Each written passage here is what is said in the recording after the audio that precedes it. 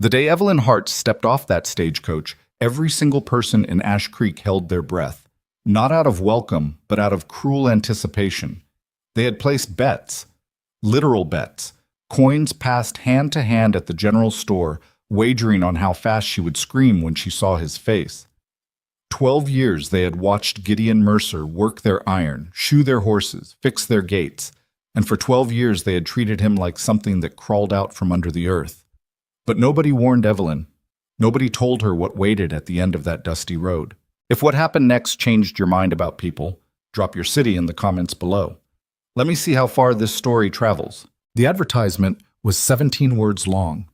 Gideon Mercer counted them 4 times before he folded the paper and handed it across the counter to old Pete Hargrove, who ran the postal relay out of the back room of his dry goods store.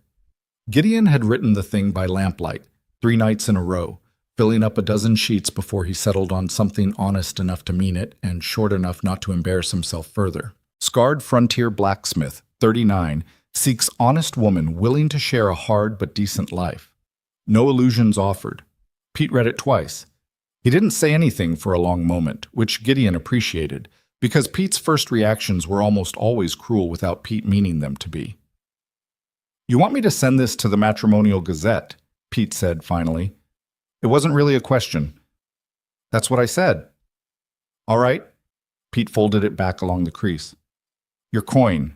Gideon put the money on the counter and walked out into the November cold without another word. The bell above the door rang behind him. 2 women on the boardwalk across the street saw him coming and turned to examine something in the hardware window with sudden, tremendous interest. He was used to that. He'd been used to it for a long time.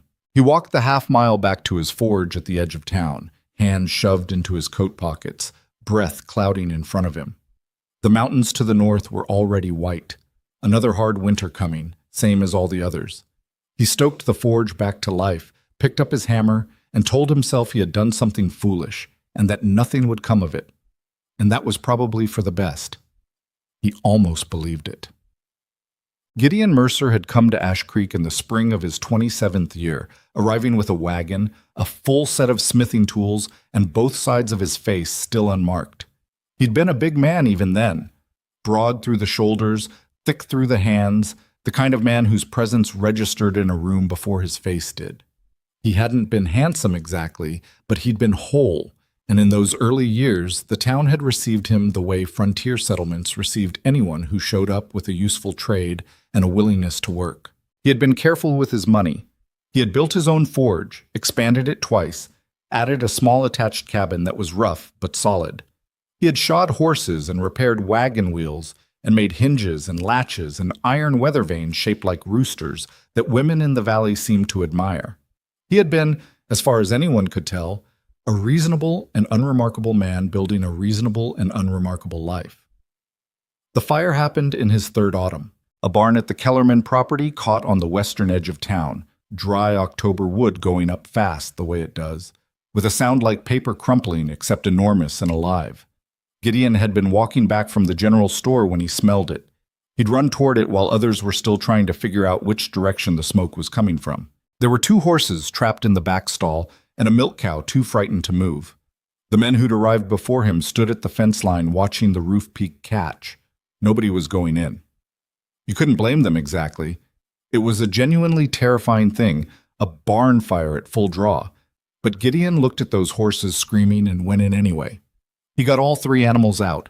The roof came down on his way back through the second time, and a burning timber caught him across the left side of his face and neck. He remembered the heat mostly. Not pain, not at first, just heat, and then a sound like wind, and then he was on the ground in the yard and people were throwing water on him and someone was crying. He spent 6 weeks recovering at the Kellerman house, and when he finally got up and walked back to his forge, he stopped at the well and looked at his reflection in the water bucket. The left side of his face was ruin, puckered, drawn, the skin thick and pale in some places and dark red in others, pulling the corner of his eye slightly downward. His earlobe on that side was partially gone.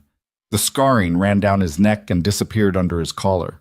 He stood there a long time looking at himself. Then he picked up his hammer and went back to work. But what nobody in Ash Creek ever seemed to understand, or perhaps they understood it and simply chose not to honor it, was that the scar hadn't changed who Gideon was. He was still the same man who'd walked into that burning barn. He still shod their horses and fixed their gates.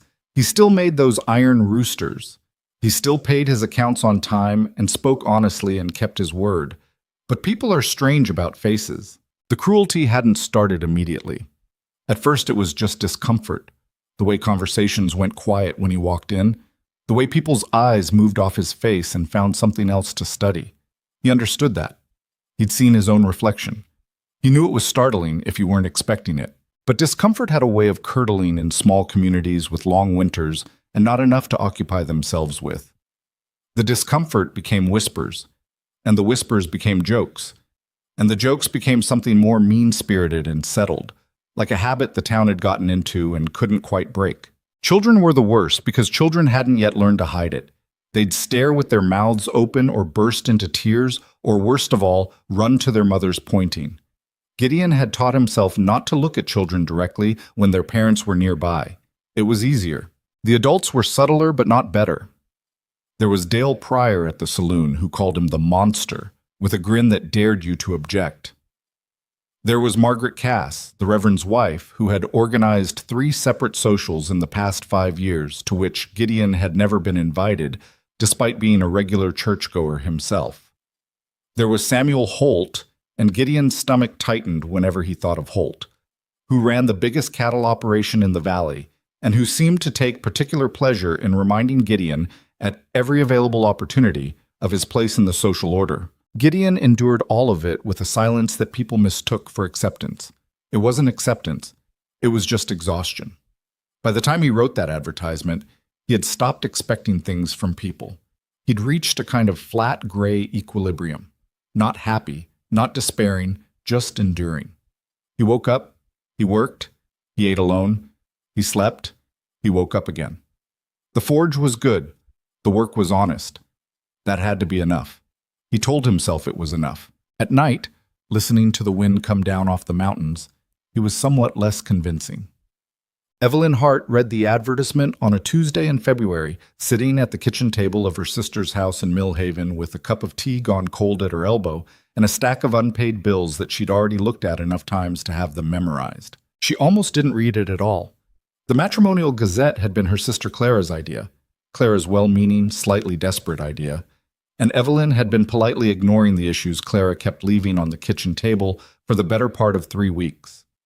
The women in those pages were always presented as blooming with hidden virtue, and the men were always presented as established and steady, and none of it bore much resemblance to the world Evelyn had actually lived in.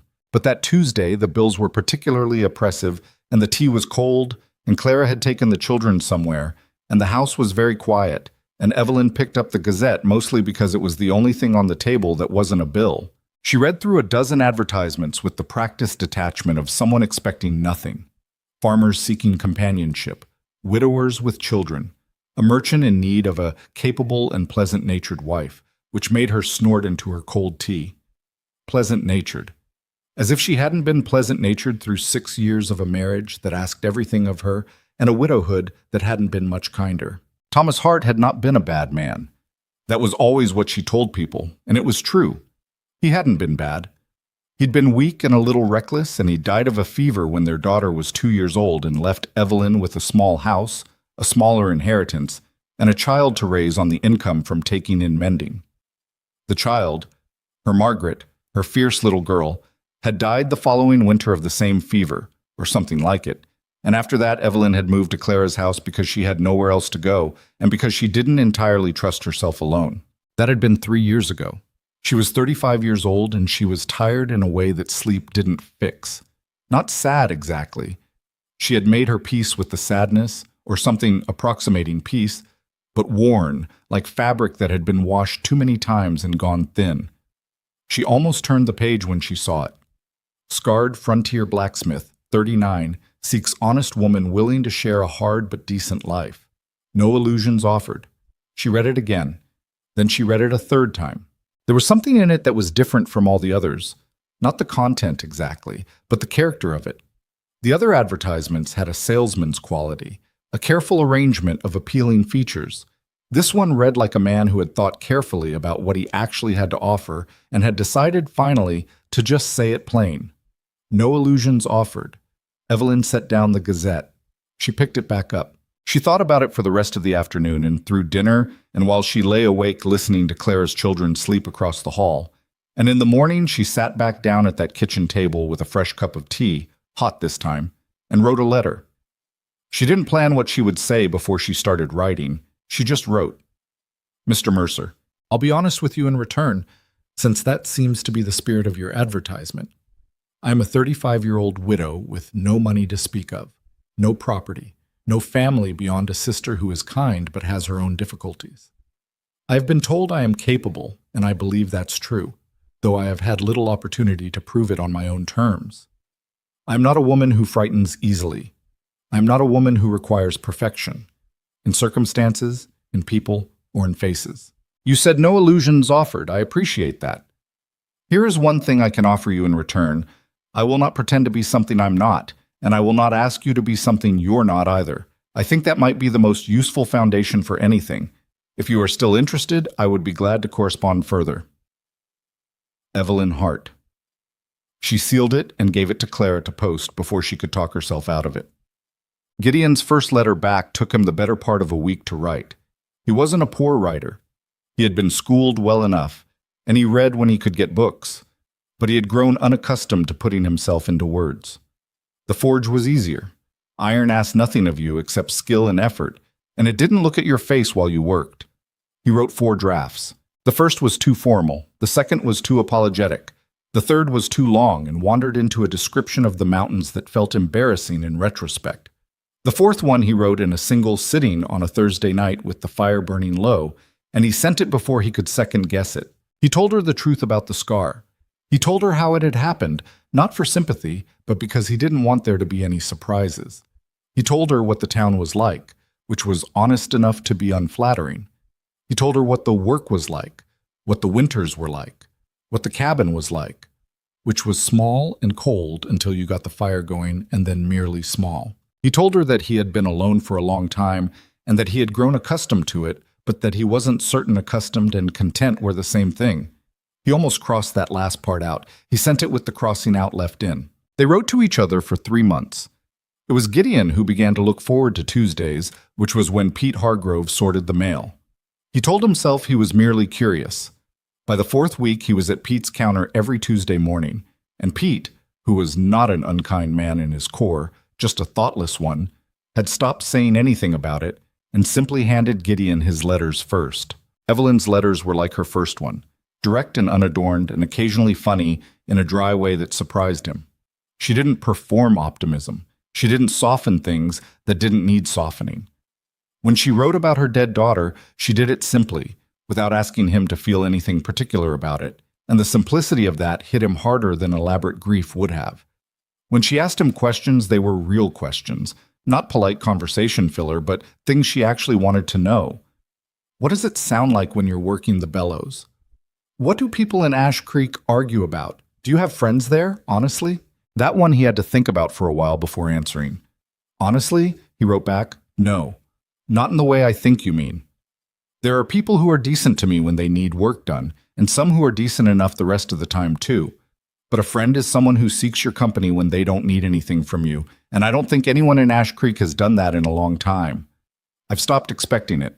I'm not sure that was the right decision, but it was the one I made. Her reply came back on a Tuesday in April, when the snow was finally thinning. That's not something you should have had to decide. I'm sorry. For whatever it's worth, I'm seeking your company right now, and I don't need anything from you except the letters. He read that 4 times.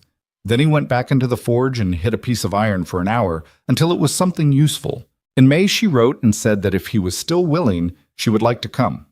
He read the letter standing at Pete's counter and had to read it twice before the words arranged themselves into meaning. Good news? Pete said. Maybe, Gideon said. I don't know yet. He wrote back the same evening. Yes, I'm still willing. I want to be honest with you. I'm also frightened, which is not something I'm accustomed to admitting. The forge doesn't scare me. Winters don't scare me. But this does. I think that means it matters. Her reply. It means it matters. I'm frightened too. I think that's reasonable. He made arrangements. He wrote to the preacher in Ash Creek, a man named Dawson, who was decent and discreet. He cleaned the cabin in a way it had never been cleaned, moved furniture, scrubbed floors, hung a curtain in the bedroom that he'd been meaning to hang for 2 years. He thought about painting the door and decided that was going too far, and then painted it anyway, a dark red that he thought looked respectable. He didn't tell anyone in town that she was coming. He should have known they would find out. Pete Hargrove told his wife. His wife told Margaret Cass. Margaret Cass told everyone else at the Thursday quilting circle, and by Friday the whole of Ash Creek knew that the scarred blacksmith had sent for a mail-order bride. The reaction was not kind. "She doesn't know," was the general consensus. Nobody told her about his face. The assumption, stated openly in the saloon, muttered in doorways, discussed with something approaching gleeful anticipation, was that the moment Evelyn Hart saw Gideon Mercer, she would take the next stagecoach home. Some people were genuinely sympathetic in a pitying sort of way. Others were enjoying the prospect of the spectacle. Samuel Holt, who was neither sympathetic nor genuinely entertained but simply mean in a consistent and methodical way, told 3 different men that he was looking forward to watching the woman's face when she got off the coach. Gideon heard about some of this from a young stable hand named Eli, who worked at the livery and who was one of the few people in town who spoke to Gideon with anything resembling ordinary human respect. "You should know what they're saying," Eli said carefully, handing Gideon a piece of iron he'd brought in for reshaping. "Some of them are planning to be at the depot when she arrives." Gideon held the iron and looked at it. "All right," he said. "Gideon, I heard you, Eli. Thank you." He set the piece down and picked up his hammer. "I'm working." That night, alone in the cabin, he considered writing to Evelyn and telling her what she was arriving into. Telling her that the town intended to be there, that they expected her to take one look at him and turn around, that whatever she'd imagined in those letters, whatever careful picture she'd built of this man in this place, the reality was going to arrive all at once, in public, with an audience. He picked up his pen. He put it back down. She had said she wasn't a woman who frightened easily. He had no right not to believe her. He went to bed. He did not sleep especially well. She arrived on a Thursday in early June. The stagecoach was 20 minutes late, which meant the crowd that had gathered at the depot had been standing in the sun long enough to get irritable. There were maybe 40 people, a remarkable number for a Thursday morning in a town Ash Creek's size, arranged in a rough crescent around the depot platform. Women in bonnets, men with their thumbs in their belt loops. 3 children who had been brought, Gideon thought, specifically to witness the event, which was the part that made his jaw tighten the most. He stood at the near edge of the platform, slightly apart from the crowd. He'd worn his good shirt, which was clean and reasonably pressed. He'd done what he could with his hair. He had not tried to cover his face or stand with his right side toward the road in the way he sometimes did when he knew people were going to look, because he'd thought about that and decided it was the wrong way to begin. She would see all of it or none of it. That was the decision he'd made. The stage came around the bend from the eastern road in a plume of pale dust. The crowd sort of settled and sharpened, the way crowds do when the thing they've been waiting for finally arrives. Gideon heard someone behind him say something low and mean that he didn't catch entirely, and he focused on the approaching stage and kept his breathing steady. The driver pulled up. The horses settled. The door opened. A woman stepped out. She was not what he'd imagined. Or rather, she was, but differently. Medium height, dark hair pulled back practically. A gray traveling dress that had seen better days but was clean and well kept. She was thinner than he'd expected, which said something about the past few years he didn't like thinking about. She had a small leather traveling bag and a larger trunk that the driver handed down after her, and she stood on the depot platform for a moment looking around in the matter-of-fact way of someone arriving in a new place and taking inventory. Then she saw him. He made himself hold still. He watched her face. He was good at reading faces, 12 years of practice, watching people look at him. And what he saw in Evelyn Hart's face was not what he was braced for. There was recognition. There was something that might have been relief. There was a careful taking in of details, honest and unhurried, like someone reading a letter. She walked toward him. The crowd collectively went very quiet. She crossed the platform in about 8 steps, set her bag down, and stood in front of him. She was looking at his face, all of it, the scarred side and the whole side both, not flinching, not performing composure, just looking at him the way you look at someone you've been writing letters to for 3 months and are finally actually seeing. "Gideon," she said. "Evelyn," he said. His voice came out steadier than he deserved. "It's good to meet you," she said, and then she reached out and took his hand, his big, rough, calloused Smith's hand, and held it and said, "Let's go home." The crowd didn't say anything. Gideon picked up her trunk. They walked off the depot platform together, and the town of Ash Creek watched them go, and nobody said a single word. Not then. The silence lasted about 4 hours. By afternoon, the version circulating was already beginning to reshape itself around what people wanted to believe rather than what they had seen. She didn't get a good look at him yet. She will. Wait. Gideon heard none of this immediately. He and Evelyn walked the half-mile to the cabin, and he showed her where things were, and he made coffee on the stove while she looked around the small space with an expression he couldn't entirely read. The cabin was what it was. One main room, a separate small bedroom, a stone fireplace, a window with actual glass that he'd paid too much for and didn't regret. The red door. "You painted the door recently," she said. "Couple weeks ago. I like it." She ran her thumb along the frame. "Red was a good choice." He handed her the coffee. She wrapped both hands around it and looked at him over the rim. "You're waiting for something to go wrong," she said. He didn't deny it. "Old habit." "I'm not going to scream," she said. I'm not going to run. I wrote you 14 letters. I didn't write them to someone I was afraid of." "I know," he said. "Do you?" She wasn't being sharp about it, just asking. He thought about it honestly. "Not all the way," he admitted. She nodded like that was a fair answer. "That's all right. We've got time." They sat at his kitchen table and talked until the light went outside and he had to light the lamp, and it was easy in a way that surprised him. Not comfortable exactly, because nothing about the situation was comfortable, but real. She asked him about the forge, and he found himself actually explaining it, the way he never explained anything to anyone because people in Ash Creek had never been especially interested. She told him about Clara's house and the mending and the years after her daughter died, and she told it plainly without asking him to say anything particular in response, and he appreciated that deeply. "I should warn you," he said eventually, when the lamp had been burning a while, "about how the town is." "I got a sense of it today," she said. "Today was the good version," he said. "They were in shock. It'll be different when they've had time to organize their opinions." She looked at him steadily. "Are their opinions going to change the facts?" "No." "Then I'm not especially worried about their opinions." He wanted to believe that. He genuinely wanted to. But he had been in Ash Creek long enough to know that opinion had a way of making itself felt whether you worried about it or not. It had weight. It had consequence. It wore on you slowly, the way cold wore on a building, finding the gaps in the insulation and seeping in. He didn't say that, not that first night. "All right," he said instead. She finished her coffee. He showed her where the blankets were. He slept in the main room on a cot he'd set up, which was awkward but right, and he lay awake a while listening to the sounds of the cabin settling and the wind outside. In the morning, she made breakfast without being asked, which surprised him because he hadn't shown her where anything was, but she'd apparently figured it out on her own.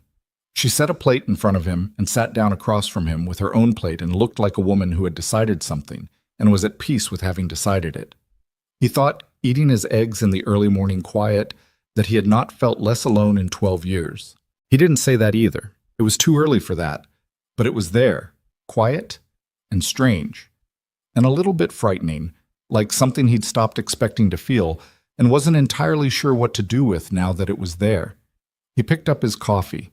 He went to work. Evelyn Hart. Evelyn Mercer. Now, legally, married by a brief and simple ceremony that afternoon in Preacher Dawson's parlor, with Eli the stable hand and Dawson's wife as witnesses, began unpacking her trunk. The red door swung shut behind him. The forge fire caught on the first strike. Somewhere out in the town of Ash Creek, 40 people were rearranging their expectations, and none of them, not a single one, had any idea yet what kind of woman had just arrived. The first week was the quiet before the weather turned. Inside the cabin, they found a rhythm the way two careful people find things in the dark, slowly, by feel, without making a production of it. Evelyn learned that Gideon took his coffee black and too hot, and that he was at the forge by first light every morning without exception. Gideon learned that Evelyn was not a woman who needed conversation to fill silence, which suited him, but that when she did speak, she expected to be heard, which suited him even better.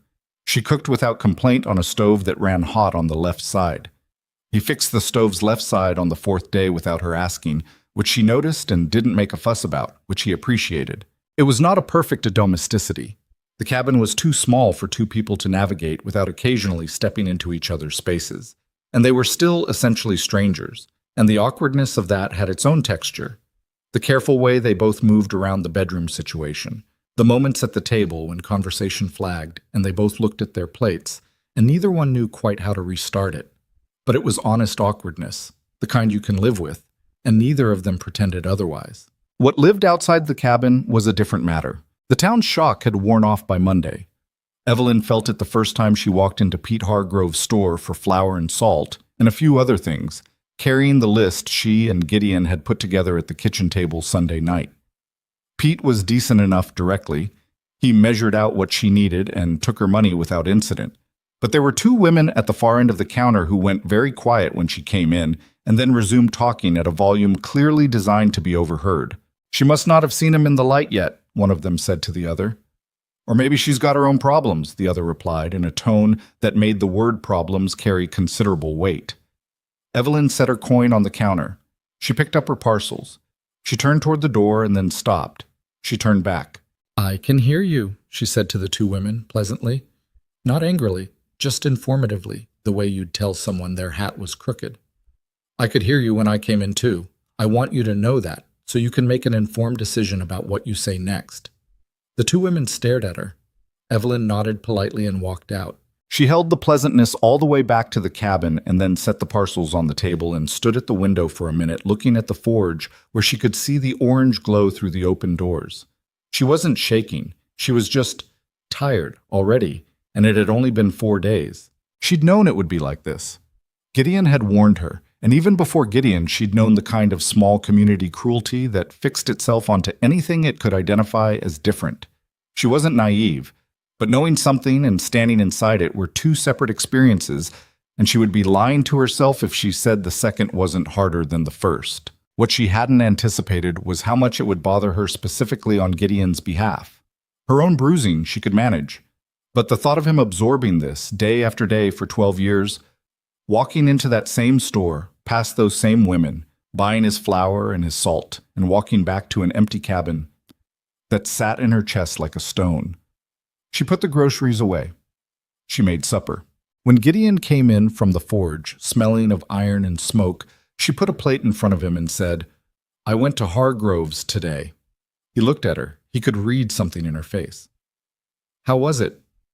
"Educational," she said, and sat down across from him. He was quiet a moment. "Which women?"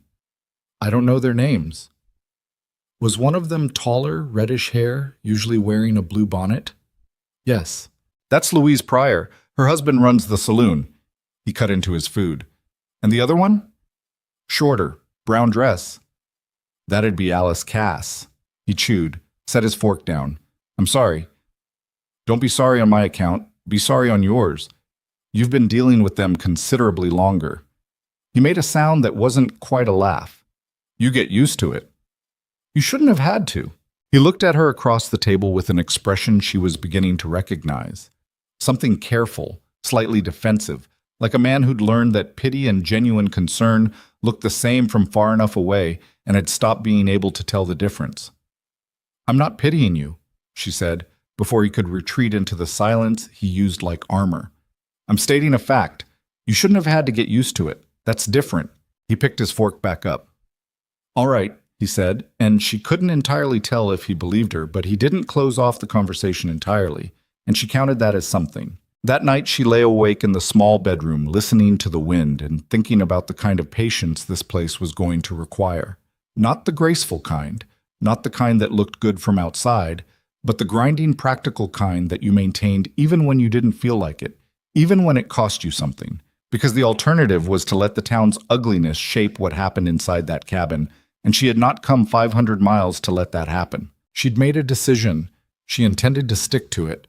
What she hadn't figured out yet was what sticking to it was actually going to look like in practice. The answer came from an unexpected direction, about 10 days in the form of an 8-year-old girl named Lucy Dawson. Preacher Dawson's youngest had apparently decided, entirely on her own initiative, that Gideon's forge was interesting and that the man who ran it was worth investigating. Evelyn was at the cabin one afternoon when she heard Gideon's voice through the open forge doors. Not his usual working silence, but actual words. The cautious tone of someone who has been ambushed by a small person and is trying to navigate the situation with dignity. "You're not supposed to be in here," Gideon was saying. "I'm not touching anything," a child's voice replied, with the careful precision of someone who had identified the exact loophole in the rule. "You said don't touch. I'm just watching. Your mother know you're here. She knows I'm not at home." "That's not the same thing." "I know. Are you making a horse?" A pause. "A hinge." "What's a hinge for?" "Doors and gates, mostly. Things that need to open and close." "Can you make a horse?" Another pause, longer this time. Evelyn stood in the doorway of the cabin and didn't move. "I have made horses," Gideon said finally. "I've made cats and roosters and a fish once, for a man up in the valley." "A fish? Out of iron?" "You'd be surprised what iron can do." Evelyn listened to the conversation continue in this way for another 10 minutes. Lucy asking questions with the relentless efficiency of a child who has found a genuinely interesting subject. Gideon answering in his careful, spare way that slowly, almost imperceptibly, loosened, and she felt something in her chest shift and settle in a way she hadn't expected. He was different with the child. Not completely different. Still the same measured, careful man. But the walls were lower somehow. Lucy hadn't given him time to put them up, probably, just walked in and started asking questions without any of the weight that adult interactions carried. And Gideon, who had 12 years of practice defending himself against adult judgment, had no particular defense against an 8-year-old who wanted to know if he could make an iron fish. She went back inside without saying anything. That evening at supper, she mentioned it carefully. "Preacher Dawson's daughter came by the forge today." Gideon's expression shifted into something complicated. "I know. I told her she shouldn't be in there. It's not safe for children. She seemed perfectly safe. You were watching her. Her mother's going to have opinions about it." "Probably." Evelyn looked at him. "Does she bother you, Lucy?" He thought about that. "No," he said slowly, like he was checking the word against the truth of it. "She asks a lot of questions. She's 8. She doesn't look at my face like—" He stopped. "Like most people do," Evelyn finished, without making anything of it. He nodded once, went back to his food. She didn't press it, but she thought about it afterward. The way the girl had walked into that forge without any of the cultural instruction adults had absorbed about the scarred blacksmith at the edge of town. Lucy hadn't been taught to see a monster. She'd looked and seen a man doing interesting work and walked toward it, the way children walk toward anything they're curious about.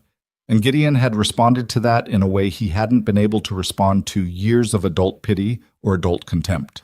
Children didn't perform their feelings. That was the thing. Lucy was interested, so she asked questions. There was no gap between the internal experience and the external expression. No layer of social calculation. And Gideon, who had been buried under other people's social calculations for 12 years, had simply answered her. And for a little while, the forge had sounded like an ordinary place where an ordinary man was doing ordinary work. Lucy came back the next day and the day after that. Her mother did have opinions. Martha Dawson came to the cabin on the 3rd day. A thin, nervous woman who was fundamentally decent and fundamentally afraid of what other people would say about her daughter spending time at the Mercer Forge. She stood on the red-doored threshold and twisted her hands and explained that she hoped Evelyn would understand that it wasn't anything personal. It was just that people talked, and Lucy was young enough that the association might— "Might what?" Evelyn asked. Martha stopped. "Pardon?" "Might what, exactly? What's the harm in your daughter watching a man work iron?" Martha's hands twisted harder. "People talk," she said again. "People talk anyway," Evelyn said. and she kept her voice pleasant because she had decided that pleasant was her register with this town. A particular kind of pleasant that had iron in it. They were talking long before Lucy started visiting the forge. If you want to keep her away because of the fire risk, I understand that and I'll pass it along. But if the reason is what people might say, I don't think that's a good enough reason, and I don't think you entirely do either, or you wouldn't have come to the door to explain it. You'd have just told Lucy no and left it at that. Martha stood on the doorstep for a long moment. She seems very happy there, Martha said finally, quietly. She is, Evelyn said, and he's careful with her. He's good with her. Martha went home and Lucy kept coming to the forge. This was not a simple or comfortable resolution. Martha remained anxious, and some women in town made pointed observations about the Dawson girl and the Mercer place. But Lucy herself was magnificently indifferent to all of it in the way that only certain children can be, the ones who are still young enough to understand the world primarily through what they personally experience rather than what they're told to expect. What she experienced at the forge was a patient man who let her watch and answered her questions, and one afternoon, without announcing he was going to do it, sat down and bent a small piece of soft iron into the shape of a rabbit and handed it to her. Lucy held the iron rabbit and looked at it for a long time. "It's got ears," she said. "Most rabbits do," Gideon said. "Can I keep it?" He looked at her steadily. "What do you think?" She kept it. She showed everyone who would stand still long enough to look, which was mostly other children, since most adults weren't especially interested in what Lucy Dawson was carrying around. But children circulate differently than adults. They carry things back to their households and talk about them at the supper table without any of the editorial filtering adults apply. 3 separate families heard, through their children, about the iron rabbit and the blacksmith who had made it, and while none of the adults in those families did anything significant with that information, it sat somewhere at the back of things and stayed there. Meanwhile, the pressure on Evelyn and Gideon from the rest of the town was consistent and wearing. It was almost never dramatic. The dramatic confrontations were still mostly ahead of them. It was the daily accumulation of small things that ground at you. The way invitations to social events still didn't include Gideon. The way certain men in the saloon went quiet when Evelyn came into the dry goods store next door. The way Dale Pryor had taken to making comments that were just barely within the range of things a man could claim he didn't mean. One afternoon in late July, Gideon came home from a delivery to the Kellerman Ranch. The same ranch where the fire had been, where he'd earned his scars. With his jaw set and his eyes flat in the way that meant something had happened that he was choosing not to discuss. Evelyn waited until after supper. "What was it?" she asked. "Nothing." "Gideon." He set down his coffee, looked at the table. "Holt was at Kellerman's when I got there. He and Kellerman and 2 of Holt's men. They were having some kind of business discussion on the porch, and I came around the corner with the wheel parts and..." He stopped. "And?" she said. Holt said something, in front of the others. His voice was level in the way it got when he was working to keep it that way. "About why Jim Kellerman would want a man like me near his property. Considering what happened to the barn, the implication landed like something physical. He implied it was your fault," Evelyn said. "The fire. He didn't say it outright. He's too careful for that, but everyone there understood what he meant." Gideon's hand closed around the coffee cup. "Kellerman didn't say anything back. He just looked at his boots." The silence sat between them. Evelyn thought about what to say and took her time about it, because her first instinct was the wrong one. Her first instinct was the hot, satisfying kind of anger that felt good and accomplished nothing. She let it move through her and settle. "Jim Kellerman knows what happened in that barn," she said finally. "Yes?" "He was there." "Yes." "And he said nothing." Gideon looked up at her. "People don't, usually. Not when Holt's the one talking." "Why?" "Because Holt owns a lot of land and more debt. Half the people in this valley owe Samuel Holt something, one way or another, and he knows it, and he's not subtle about the accounting." He was quiet for a moment. "That's just how it is here. That's not how it should be." "No," he agreed. "But it is." She looked at him for a long moment. At the scarred half of his face, which she had stopped seeing as a disfigurement somewhere in the second week, and now just saw as his face, the whole of it. And she thought about 12 years of this. 12 years of delivering work, doing the job, fixing the gates and shoeing the horses, and having Samuel Holt imply, in front of witnesses, that the fire had been something other than what it was. Has he said things like that before? She asked. Gideon made a sound. Evelyn. I'm asking. Yes, in various forms for a long time. He stood up and carried his cup to the basin. He doesn't like that I own my property free and clear. He doesn't like that I don't owe him anything. Men like Holt, they need something to hold over you, and when they don't have it, they find another way to diminish you. The face gave him an easy one. And you've just absorbed it. He turned around, not angry, but something close to the foundation of anger. What would you have me do? Call him out? Get myself killed over a comment at a fence post? No, she said. That's not what I mean.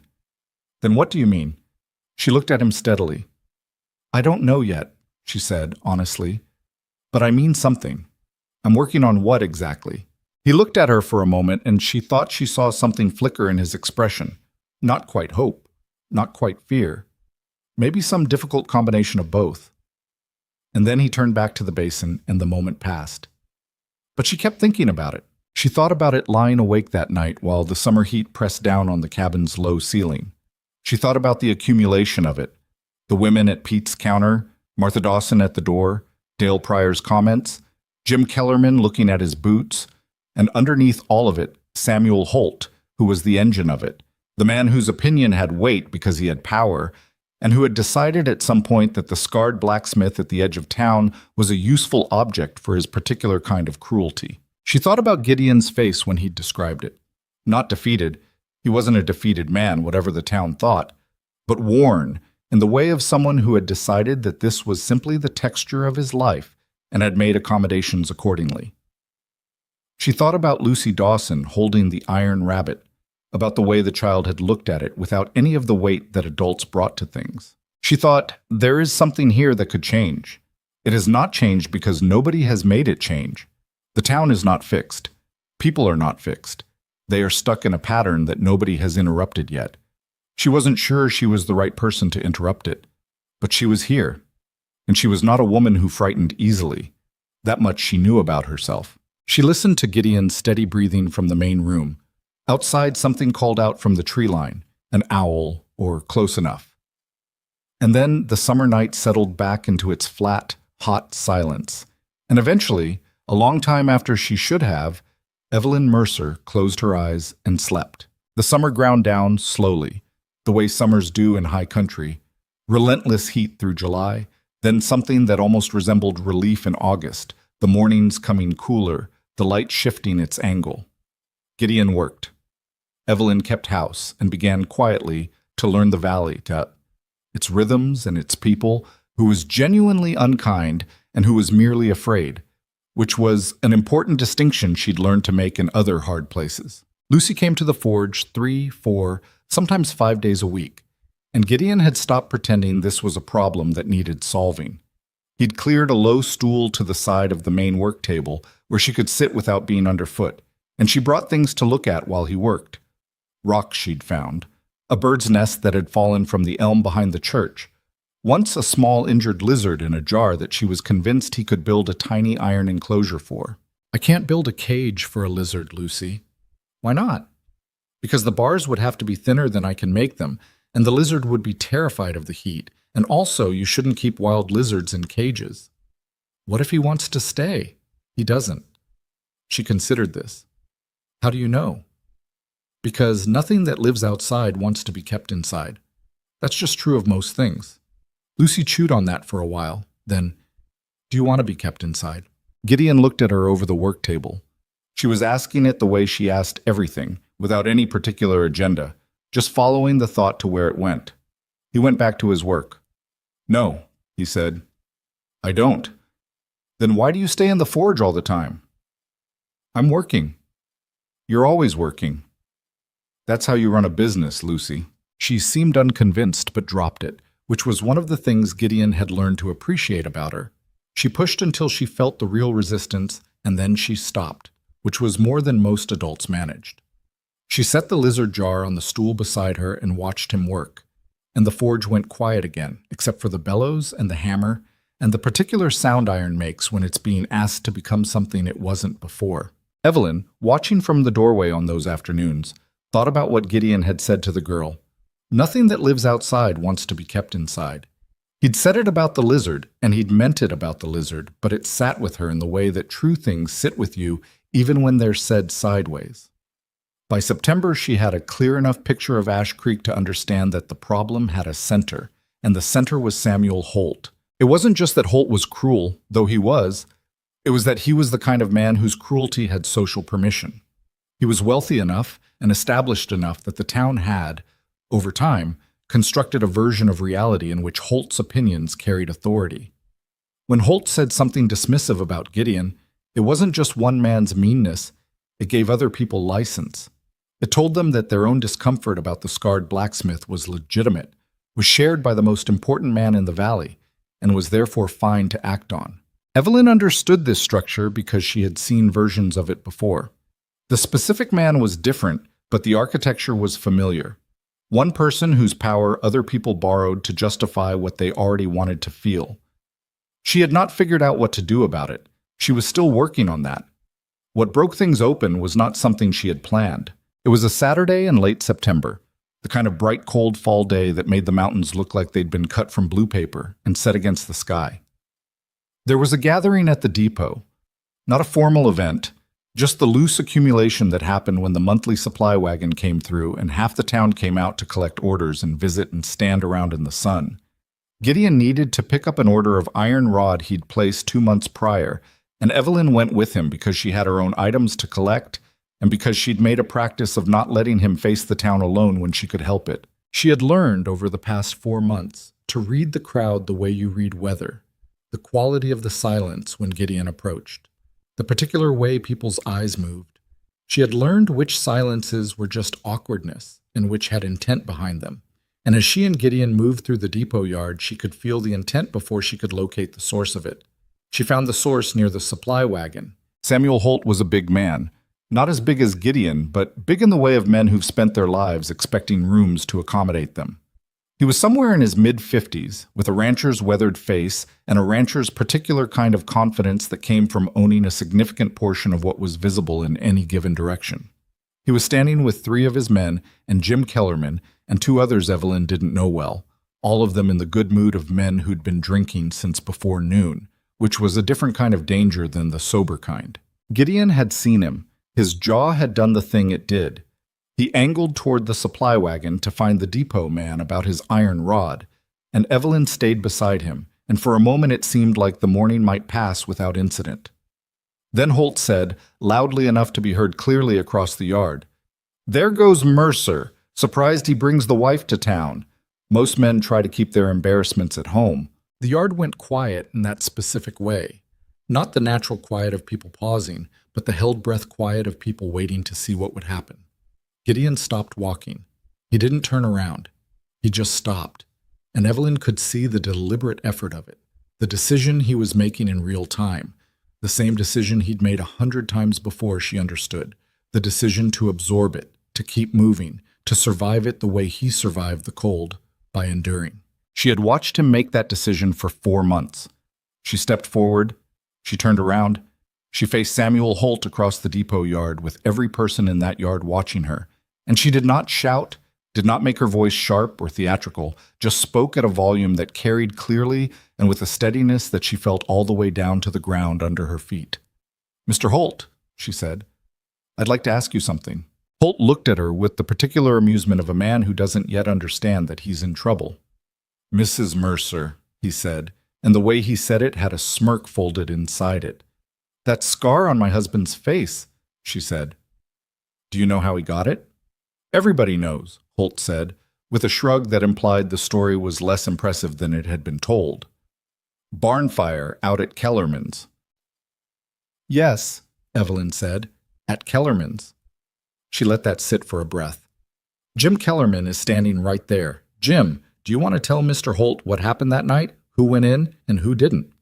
Jim Kellerman's face went the color of old chalk. He looked at his boots. Same as Gideon had described. Same reflex, same calculation. "That's what I thought," Evelyn said, not unkindly. She looked back at Holt. 2 horses and a milk cow. My husband went into that burning barn and brought out 2 horses and a milk cow, while the other men present found reasons to stay at the fence line. He went in twice. The roof came down on the second trip. She paused. The scar you find so entertaining is what courage looks like after the fire goes out. I want to be clear about that in front of everyone standing here, because I think some people in this town have been confused about what it represents. Holt's expression had changed. The amusement was gone, and something colder had replaced it, the look of a man recalculating. "That's a fine speech," he said, "for a woman who showed up 4 months ago knowing nothing about—" "I know about the debt," Evelyn said. The yard went so quiet she could hear the horses at the hitching post shifting their weight. Holt's eyes narrowed. "Excuse me?" "The lumber debt, from the Mitchell account." She watched his face. "My husband did the ironwork on the Mitchell barn. All of it. Mitchell paid him in part and settled the rest against an account that turned out to be yours. Gideon's never collected what he's owed from that, Mr. Holt, because—" She looked at the people around her, at their listening faces. "Well, I think everyone here can probably reason out why a man with your particular hold on this community might be difficult to press for payment." The silence had weight now. Holt stared at her. She could see him doing the math. Who had told her? How much she knew, whether she was guessing or certain. She kept her expression neutral and let him wonder, because the truth was that Eli the stable hand had mentioned the Mitchell account in passing 3 weeks ago, and Evelyn had spent 2 weeks carefully piecing together from various sources what the full situation was, and she was about 70% certain on the details, but was presenting herself as 100% certain because that was the only way this worked. "You want to be careful," Holt said, and his voice had dropped, the amusement entirely gone, replaced by something that was a genuine warning. "Mr. Holt," Evelyn said, "I have been careful for 4 months. I have been patient and quiet, and I have watched this town treat my husband like he is something less than a man for 12 years because of a scar he earned doing something none of you were willing to do. I am finished being careful about that." She looked at the people in the yard, at their faces, some uncomfortable, some attentive, 1 or 2 with something that might have been the beginning of shame. "Every one of you has left ironwork at that forge. You've had your horses shod and your hinges fixed and your gates repaired, and you've taken that work and you've walked away and you've treated the man who did it like a joke. And Samuel Holt has been the loudest voice telling you that was acceptable, because it's useful to him to have someone in this town that everybody's allowed to look down on." Nobody said anything. Holt's men were looking at each other. "The Mitchell debt," Evelyn said, turning back to Holt directly. "I'd like it settled. This week." Holt looked at her for a long moment. She did not look away.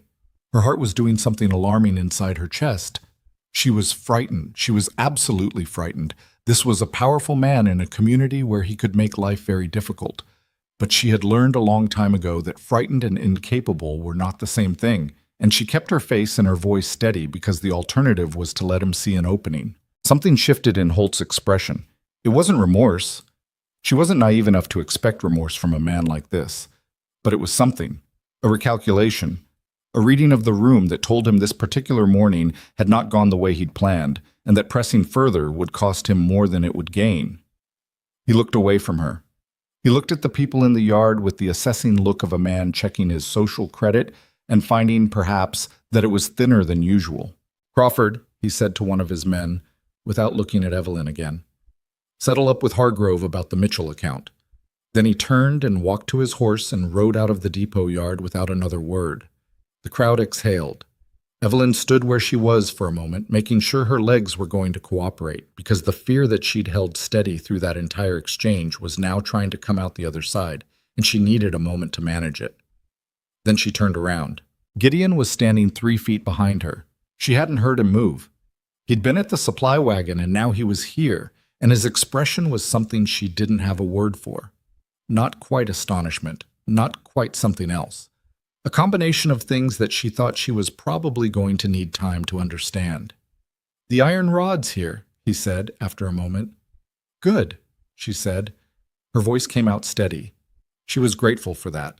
"Evelyn," he stopped, started again. "How did you know about the Mitchell debt?" "Eli mentioned it. I asked around." He looked at her. "You've been asking around." "Carefully," she said, "and not loudly until today." She glanced back at the yard where people were beginning to move again, beginning to talk in the low, intense way of people processing something unexpected. I should have asked you before I did it. I didn't because I was afraid you'd tell me not to. I would have, he said. I know. He was quiet for a moment. Holt's not going to forget that. No, she agreed. He's not. He's going to make things difficult. He's been making things difficult. At least now he has to do it honestly. She looked at Gideon's face, that face she had learned over 4 months, the whole of it, and she said more quietly, I'm sorry if I overstepped. I mean that. It's your life here and your business, and I made a decision that affects both without asking. That wasn't right. He looked at her for a long time. Around them, the depot yard was fully alive again, people moving and talking, the supply wagon being unloaded. Jim Kellerman had disappeared. Holt's man Crawford was already heading toward Hargrove's store. You touched it, Gideon said finally. She wasn't sure what he meant. 12 years, he said, and his voice had something rough in it that he wasn't entirely managing. Nobody, not one person in this town ever. He stopped, looked away at the mountains for a moment, looked back. You could have just not. You could have just let it go. I couldn't, she said simply. I really couldn't. He nodded, picked up the iron rod from the depot man who had appeared silently at his elbow. He hefted it over his shoulder. Let's go home, he said. They walked back through town together, and something was different. Not dramatically different, not some immediate transformation, but different in the particular way of things that have shifted at their foundation even when the surface hasn't caught up yet. People watched them pass. Some looked away as usual, but some didn't. Mrs. Alderman from the feed store gave Evelyn a small, quick nod from her doorway. The tiniest gesture, barely a movement, but deliberate. Tom Briggs, who was a farmer who'd had his plow repaired by Gideon twice and never once said thank you beyond the transaction, watched them pass from under his hat brim and then said gruffly, to no one in particular, or possibly to Gideon specifically, Good ironwork on that plow, Mercer. Things held up 2 seasons. Gideon paused, turned, looked at Briggs for a moment. Glad to hear it, he said. Briggs nodded and went back to whatever he was doing. They kept walking. Well, Gideon said after a moment. Yes, Evelyn agreed. Neither of them said anything else until they got home. He put the iron rod in the forge. She started on the midday meal. Lucy arrived 20 minutes later. She'd somehow already heard, the way children hear everything, through some network of information that operated faster than adult gossip, and she stood in the doorway of the cabin with her eyes very wide. Mrs. Mercer, she said, did you really yell at Mr. Holt? I didn't yell, Evelyn said, cutting bread. I spoke clearly. Lucy turned this over. Mary Pryor says you yelled. Mary Pryor's mother wasn't there. Were you there? No. Then I'd wait and get the story from someone who was. Evelyn looked at the girl. Come in or stay out, Lucy. You're letting the cold in. Lucy came in. She sat at the kitchen table and watched Evelyn work with the expression of someone revising her opinion of something in real time. After a moment, she said, I think what you did was brave. I think what I did was necessary, Evelyn said. Those are different things, and the second one is more important. Why? Evelyn set down the knife, thought about how to say it to an 8-year-old in a way that was honest rather than simple. Because brave is about feeling. It's about whether you're scared. Necessary is about whether something needs doing regardless of how you feel about it. The necessary things, you do them because they're right, not because you're not scared. I was scared today. Lucy looked at her. You didn't look scared. That's different from not being scared. Lucy sat with this for a while. From the forge came the sound of the fire and the bellows, Gideon working in his ordinary way, the steady percussion of the hammer. Lucy listened to it for a moment. He never said anything back to them, she said. All the times they were mean to him, he just kept working. Yes, Evelyn said. Why? Because he thought that was the only safe option. And maybe it was, for a long time.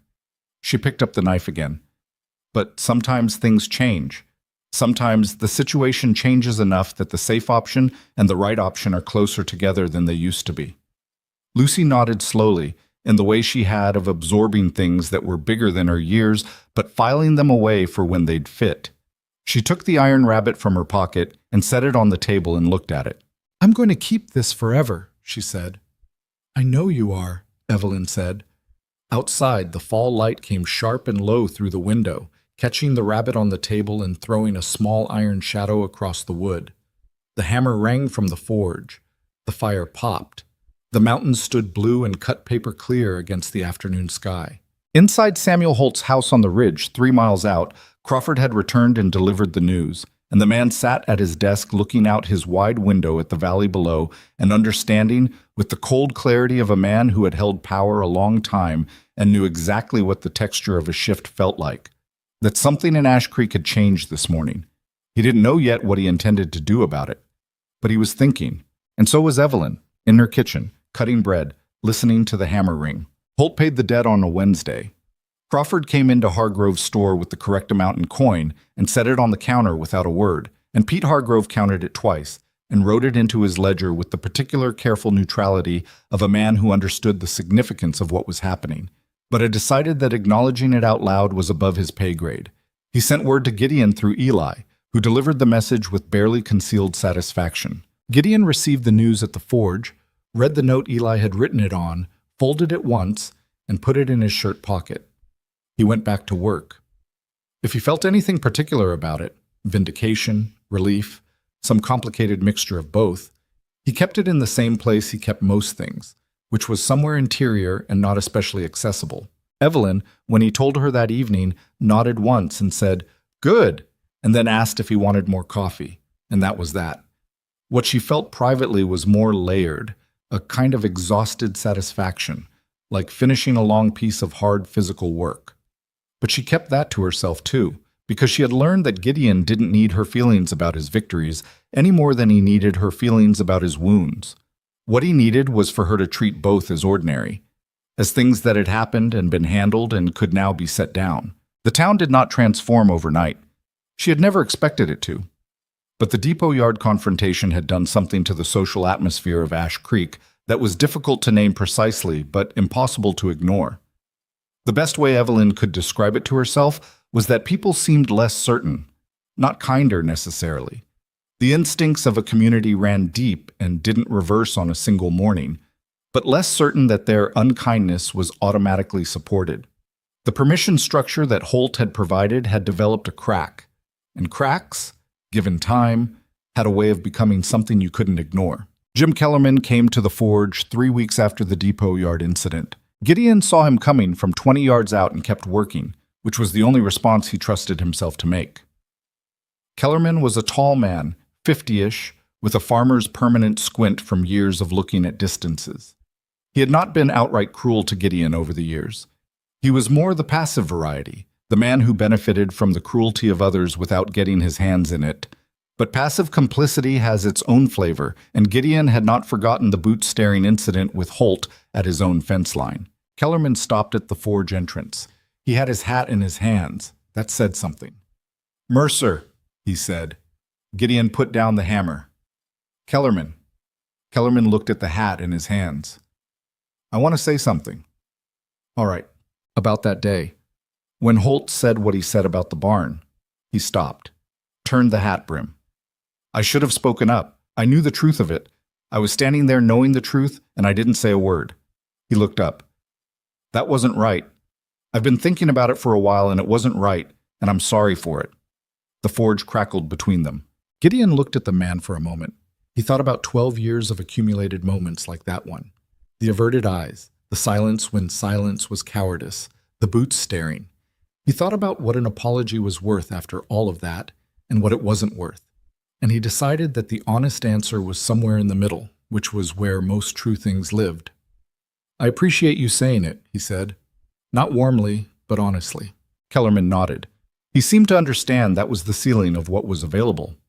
"I've got a gate needs rehinging," he said, after a moment. 3 panels on the north fence, if you've got capacity." "I've got capacity," Gideon said. Bring me the measurements." Kellerman put his hat back on. "I'll have my boy come by tomorrow." He turned to go, then paused without looking back. "Those horses. The 2 you got out that night. Roan mare's still working. She's good." He left. Gideon stood at the forge entrance and looked at the empty path for a moment. Then he went back inside and picked up his hammer and stood at the anvil and didn't hit anything for a while. He was still standing there when Evelyn appeared in the doorway. "I saw Kellerman leaving," she said. He apologized. She was quiet, waiting. "For the fence post thing, with Holt." He looked down at the iron on the anvil. "He said he should have spoken up." "He should have," Evelyn said. "Yes." He picked up the hammer, set it down again. I don't know what to do with it. That's the honest answer. He said the right thing, and I don't entirely know what to do with it after 12 years of the wrong thing." She came into the forge and stood on the other side of the work table. "You don't have to do anything with it right away. You're allowed to just let it sit. People act like forgiveness is simple," he said, and his voice had something raw in it that he usually kept better contained. "Like you just decide and it's done." "It's not," she said. "It's a long, ugly, repetitive process, and most people who tell you otherwise haven't been given much to forgive." She paused. "He came. He said it. That's his part. Your part comes in your own time." He looked at her. "Did you know he was coming?" No. She met his eyes steadily. "I didn't arrange it, Gideon. Some things are just people making their own decisions. That's allowed to happen too." He held her gaze for a moment and then nodded, slow, and picked up his hammer, and she left him to his work. But she stood outside the forge doors in the autumn sun for a moment and let herself feel something she'd been careful not to let herself feel too much. The fragile, unreliable thing that was hope. The kind that wasn't certainty but was better than the alternative. The weeks that followed were not a transformation. That word was too large and too clean for what actually happened. What actually happened was smaller and more human and messier than transformation. Tom Briggs stopped by the forge one afternoon to ask about a plow repair and stayed 20 minutes longer than the business required, talking about the coming winter and the price of grain. And Gideon talked back in the careful way of a man relearning a skill he'd stopped practicing. Mrs. Alderman began nodding at Evelyn in the street. Really nodding, not the tiny fractional gesture of the depot yard, but a proper acknowledgement. And one Thursday stopped to ask about a recipe for preserving apples. And they stood at the edge of the road talking about apple preserves for 8 minutes while the world continued around them. Lucy still came to the forge. She had started bringing other children sometimes, a boy named Robert from 2 streets over, and a girl called Clara May who was her age and serious-faced and watched Gideon work with the focused intensity of a person who was thinking very hard about something. Gideon tolerated the expanded audience with the resignation of a man who understood that he'd lost control of a situation several months ago and was working on making peace with it. One afternoon, Robert asked if he could try the small hammer. "No," Gideon said. "Why not?" "Because you're 7 and everything in here can hurt you." "Lucy's not getting hurt." "Lucy knows where to stand. You don't yet." He glanced at the boy. "Come back when you're 12 and I'll show you the bellows." Robert seemed to find this a reasonable enough arrangement. He went back to watching. Clara May, who had not spoken in 3 visits, said suddenly, "My father says you're the best iron worker in the valley." Gideon looked at her. "Who's your father?" "Dawson," she said. "I mean, Preacher Dawson is my uncle. My father is Ben Alderman." He processed this. "Your father said that?" "Yes." She looked back at the work on the anvil without any particular expression. "He said it to my mother last week. I wasn't supposed to be listening." Gideon turned back to the anvil. He worked the iron for a while. "Your father makes fair estimates," he said finally. Clara May seemed satisfied with that and went back to her observation. Evelyn heard this story from Lucy that evening over supper. Lucy recounted it with great enthusiasm and somewhat creative embellishment. And when the girl had gone home and the cabin was quiet, she looked at Gideon over the table and found him looking at the surface of his coffee with an expression she had learned to recognize over the past months. Something moving in him that he hadn't decided yet whether to put into words. She waited. He said, slowly, "I think I forgot how to believe it, that people could just think well of something I'd done. I kept assuming there was something else underneath it, some other angle. There isn't always another angle. I know that." He frowned at the coffee. "I know that's true, but knowing something and being able to actually—" He made a gesture that was frustrated and imprecise and very unlike his usual economy of movement. "Feel it," she finished. "Yes." "That takes longer," she said. Knowing and feeling are different speeds. He was quiet for a moment. Outside, the wind had come up, the first real warning of winter in it. The fire in the hearth moved. "I've been thinking," he said, "about what you said to Holt." She waited. "About what the scar represents." He touched the left side of his face, not self-consciously, but deliberately. The way you touch something you're trying to think clearly about. "I haven't thought about it that way in a long time. Mostly, it was a thing that happened, a thing I live with." "It's both," she said. "It can be both." "I know." He set his hand back on the table. "Before you came, I'd gotten to the point where I thought the town's version of it was just the version, the permanent version, that they decided what it meant and that was what it meant, and there wasn't anything to be done about that. And now?" He thought about it carefully. "Now I think I'd just run out of energy to argue with them. That's different from them being right." She looked at him steadily. "Yes," she said. "That's very different." He nodded, looked at his coffee again. "There's something else," he said. His voice had changed, quieter, the careful tone of someone approaching something they've been avoiding for a while.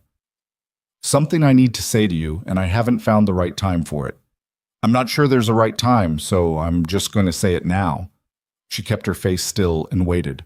"I've been waiting," he said, "since you came, for you to—" He stopped, tried again. "You're a capable woman. You're an educated woman. You're someone who could have— There were other options for you. Better ones, I know that." "Gideon, let me finish." He looked up at her. "I've been waiting for the morning you wake up and the math changes. When the difficulty of this outweighs whatever you thought you were coming to. I've been watching for it. Every day I've been watching for it, and I know that's—" He paused. "I know that's not fair to you, to be waiting for you to leave. But I don't know how to stop doing it." The fire shifted in the hearth. The wind moved against the windows. Evelyn looked at him for a long moment. She thought about the 14 letters. She thought about the 500 miles. She thought about the red door, which had been his way of making something welcoming before he knew how to be welcoming himself. She thought about all the things she could say, all the ways she could be reassuring and eloquent and say the right words in the right order. And then she put all of that aside because Gideon Mercer was not a man who needed eloquence. He needed honesty. That was what had reached her in the first place. 17 words in a matrimonial gazette. No illusions offered. "I'm not going anywhere," she said. Just that. He looked at her. "I made a decision," she said. "I don't make decisions I don't intend to keep. You know that about me by now." "I know it," he said. "I believe it in my head." "The rest will catch up," she said. "Give it time." He was quiet for a long moment. The wind and the fire and the small sounds of the cabin around them. "You're a strange woman," he said finally, and it came out with something in it that wasn't quite a laugh but was related to one. Warm, startled, like he hadn't expected to find that in himself. "I've been called worse," she said. "I didn't mean it as a criticism." "I know you didn't." He looked at her with that expression she still didn't quite have a word for. The one she'd first seen at the depot, when she'd taken his hand. The look of a man encountering something his experience hadn't prepared him for. She had come to think of it as the look of someone learning that a door they'd stopped expecting to open was not, in fact, locked. "All right," he said. "All right," she agreed. She got up and refilled his coffee without being asked. He accepted it without ceremony. They sat at the table while the wind worked at the eaves and the fire settled, and the silence between them was the good kind, the kind that doesn't need filling, that two people can inhabit together without either one of them feeling the particular loneliness of being misunderstood. It was not a resolution, not yet. There was still the matter of Holt, who had gone quiet but had not gone away, and whose quiet had the specific quality of a man who was waiting for his moment rather than a man who had accepted defeat. There was still the daily work of a town relearning how to see a man. It had mislabeled for 12 years, which was slow and imperfect, and 2 steps forward, 1 step back. There was still the internal work inside Gideon himself, the long, unglamorous process of dismantling a self-understanding that had been built by other people's cruelty and which did not come apart quickly, no matter how much the evidence mounted against it. But in the cabin, that evening, with the wind outside and the fire inside, and the coffee going warm between his hands, Gideon Mercer sat across from his wife, and was not, for the first time in a very long time, bracing for something to go wrong. It was a small thing. It was, in the full accounting of a life, an unremarkable thing. But it was real, and it was his, and he held on to it carefully, the way you hold something you've almost stopped believing you'd ever get to hold. Outside, the first snow of winter came in quietly off the mountains, settling over Ash Creek without announcement, covering the forge and the red door and the long road into town in a clean, impartial white that made everything look, just for a little while, like it was starting over. The snow that came in quietly that first night of winter did not stay quiet for long. By December, Ash Creek was buried under 2 feet of it, and the cold that followed was the serious kind, the kind that cracked wood and froze pump handles, and reminded everyone in the valley that the frontier did not make allowances for social drama or personal grudges. It had its own priorities, and survival was the first one. In that way, winter was almost fair.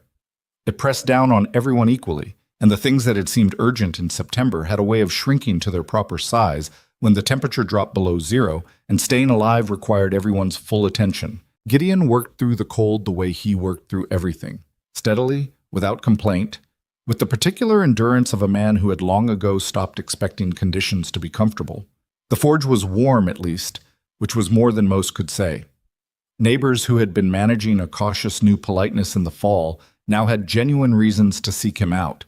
Hinges that had frozen shut, chains that had snapped in the cold, a plow blade that had hit a buried rock and bent badly.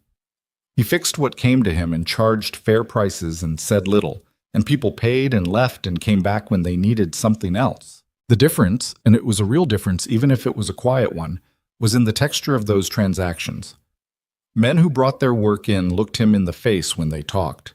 Not all of them, not perfectly, but more than before and more honestly than the ones who had managed it before. The town was not rehabilitated, Bo. That was too large a word for what was happening, and Evelyn had long since given up on large words for this process. But it was adjusting, the way a body adjusts after something has been set right that had been sitting wrong for a long time. Not without pain, not without the occasional step backward, but in a direction. Holt's silence continued into the winter, and it was the kind of silence that Evelyn did not trust. She mentioned this to Gideon in January, on a night when the cold was so severe that the inside of the window glass had frosted over and the fire needed feeding every 2 hours. "He's not done," she said. They were at the table after supper. She had become comfortable saying difficult things plainly because Gideon responded better to plain than to careful. "I know," he said. "He's been talking to people. Eli said he's been spending time at Pryor's saloon more than usual, buying rounds." Gideon looked at her. "Eli tells you things." "Eli likes us," she said, "and he pays attention. He says Holt's been working at something, replanting something, I think, trying to rebuild what the depot yard cost him. What do you want to do about it?" She thought about this honestly. "Nothing, right now. You can't preempt a man scheming without knowing what he's scheming. We wait, and we keep doing what we're doing, and we don't give him anything to work with. And if he manufactures something, then we deal with it when it's real." She met his eyes. "I'm not going to spend the winter being afraid of Samuel Holt." He almost smiled. It was the near smile she'd come to recognize, the one that didn't quite make it all the way to his face, but lived in the vicinity of his eyes. "All right," he said. What Holt manufactured came in February, and it was smaller than Evelyn had expected, which was either a sign that his influence had genuinely diminished or a sign that he was being more careful than usual. He let it be known, through the saloon, through the particular social pipeline that ran from Pryor's bar to Margaret Cass's quilting circle, that there were questions about the quality of Gideon's work on the Mitchell Barn ironwork, and whether the failure of a latch on the eastern side had contributed to the fire spreading the way it had years ago. It was vicious in the specific way that Holt was vicious. Not a direct accusation, nothing you could confront head-on, just a seed planted in the right soil at the right time. The implication drifting through the community that maybe Gideon's work had contributed to a fire that had scarred him. The almost elegant cruelty of turning the origin story against itself. Evelyn heard it from Martha Dawson, who came to the cabin on a Tuesday morning looking uncomfortable in the way of someone delivering news they wished they didn't have. "I think you should know. Martha said, sitting at the table with her hands wrapped around the coffee Evelyn had given her. I don't believe it. I want to say that first. I don't believe it, and neither does my husband. I know, Evelyn said. What exactly is being said? Martha told her. Evelyn listened without interrupting. When Martha finished, the kitchen was quiet for a moment. Who's carrying it? Evelyn asked. Dale Pryor, mostly, and Louise, but it started with Holt. Yes. Evelyn looked at her coffee. All right. What are you going to do? I'm going to talk to Jim Kellerman, Evelyn said. Martha looked uncertain. Do you think he'll... I think he apologized to my husband in November and meant it, Evelyn said. And I think this is the moment when an apology becomes worth something or doesn't. She went to Kellerman's that afternoon, riding the horse Gideon had bought in October. A steady, unremarkable mare, named by no one in particular, which Evelyn had taken to calling Francis in her head without ever saying it out loud. The cold was brutal on the road, and she kept Francis moving at a pace that generated warmth and arrived at the Kellerman spread with her face half frozen and her patience entirely intact. Jim Kellerman came to the door himself. He looked at her for a moment. Then he stepped aside and let her in. She told him what was being said. He listened at the kitchen table with his jaw getting progressively tighter and his coffee growing cold in front of him. That latch didn't fail, he said when she was done. I had my men look at everything after the fire. The fire started in the hay storage. Nothing to do with the ironwork. I know that. You know that. Do you have anyone who can say it officially? He was quiet. Jim, she said. Not harshly, just directly. You stood at a fence line in November and said you should have spoken up. You had a chance to say it then, and you didn't take it. This is another chance. She looked at him steadily. You told my husband the roan mare was still working. She is, because of what he did. I think you know that, and I think you've known it for 12 years, and I think carrying that is part of why you came to the forge and said what you said. Kellerman looked at the table, not at his boots this time. At the table, which was progress of a sort. I'll go see Hargrove, he said. He keeps written accounts of major repairs and purchases. The Mitchell Barn ironwork will be in there with the date and the sign-off. He looked up. I'll make sure people know what the written record says. Thank you, she said. Don't thank me, he said gruffly. It's just the truth. Should have been the truth all along. She rode back to Ash Creek with the cold at her back and something loosening in her chest that she hadn't realized was wound so tight. Not relief exactly, more like the feeling after you've been holding something heavy for so long you've stopped noticing the weight, and then you set it down and your arms register the absence. She told Gideon that evening. He sat with it for a while. The fire, the cold outside. Lucy had been by that afternoon and left behind a drawing she'd made, a rough, earnest rendering of the forge with a figure at the anvil, recognizable only by the size and the proportions, which was Gideon, left on the work table with no explanation, just left, the way children leave things they mean as gifts without wanting to make a ceremony of it. You didn't have to do that, he said. I know. I could have handled it. I know that too. She looked at him. I wanted to. That's allowed. He looked at the drawing on the table, the rough child's lines, the figure at the anvil that was him. I don't know how to do this, he said. Not the Holt situation. That had a practical shape, a beginning and a middle and hopefully an end. Something else. The thing they'd been circling since the coffee table conversation in November. I'm not practiced at being... I don't have the... He stopped, frustrated with himself. At being loved, she said quietly, without making it a large statement. He was still. Yes. I know, she said. You're not practiced at it. You've had very little practice. That's not a character flaw, Gideon. It's just a gap in your experience. He looked at his hands on the table. I'm trying. I know you are. I notice things, he said. I notice that I... He paused, chose carefully. When I hear you in the kitchen in the morning before I'm up, just the sound of you moving around, I notice that it matters to me. That it matters a great deal. He looked up. I don't know if I say that enough. I don't know if I say things like that enough. She reached across the table and put her hand over his. He looked at her hand on his like it was something he was still, after 7 months, not entirely accustomed to. You say enough, she said, And the rest? I see it. I see it in how you work and how you've started talking to people a little more, and how you let Lucy bring Robert and Clara May to the forge, even though they drive you absolutely mad. He snorted. Robert asked me last week if iron could be made into a sword. What did you say? I said theoretically yes, and also absolutely not in this forge. He'll be back about it. I know. He's relentless. He turned his hand over and held hers. Not dramatically, just held it. She's good, that girl. Lucy. She's going to be something when she's grown. Yes, Evelyn agreed. She is. The winter finished in March with a series of storms that felt personal, the way late winter storms do, as if the season is making one final argument before it concedes. By April, Kellerman's trip to Hargrove's Ledger had done its work. Quietly, without theater, the way true things tend to move through communities once they get loose. The written record was the written record.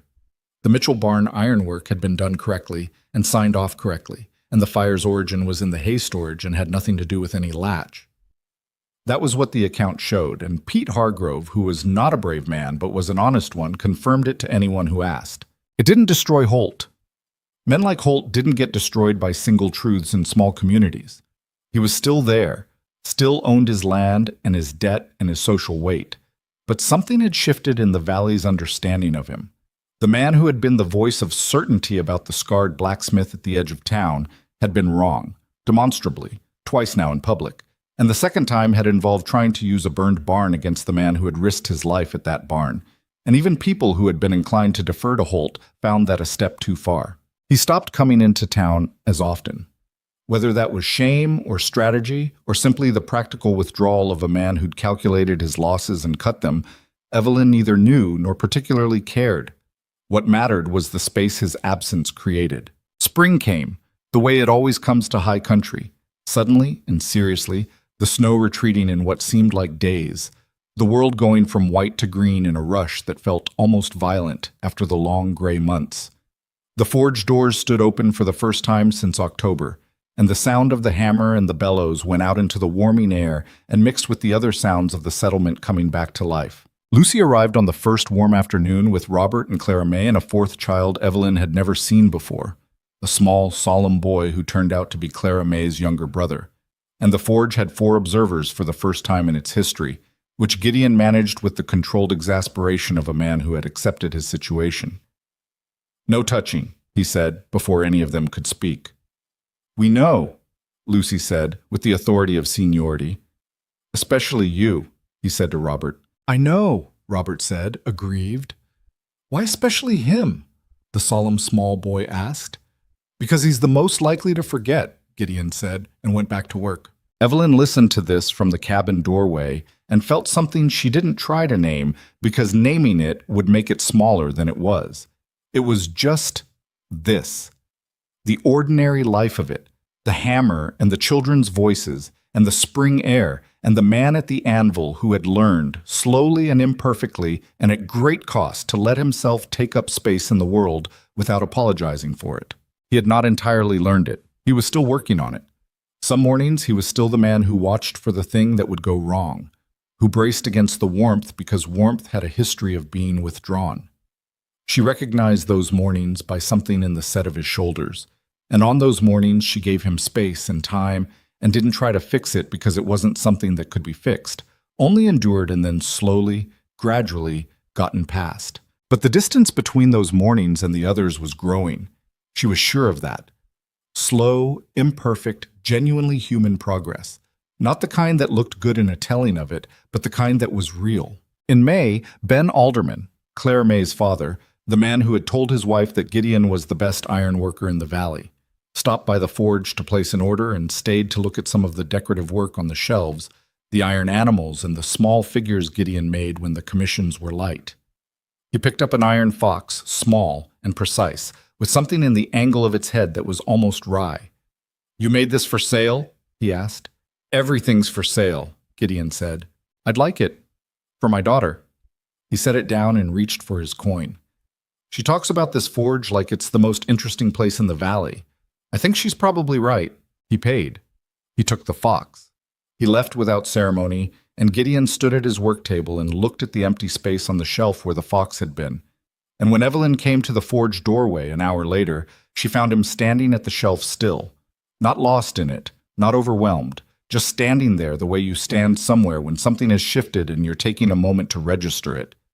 "You all right?" she asked. "Yes," he said. Then, because he was trying, and she deserved the trying, "Alderman bought the fox." "I heard," she said, "for Clara May." "Yes." He turned around. In the open forge doorway behind her, the May light was warm and the mountains were showing green at the lower elevations, the snow retreating toward the peaks. He looked at her the way he'd looked at her since the depot platform. The look of a man who had stopped expecting the door to open and was still, after all this time, a little astonished that it had. "I think things might be all right." She looked at him steadily. "I think they might be too," she said. "I've thought that for a while." "I know," he said. "I'm catching up."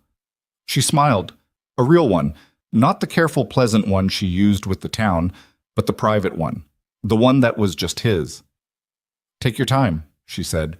He did not say what he was thinking, which was that he had spent 12 years inside a life that had been built for one, and that he had stopped being able to imagine anything different, and that what had changed was not the scar or the town or even Evelyn exactly, but something in himself, some long-held belief that he was the kind of man things happened to, not the kind of man who could shape what happened.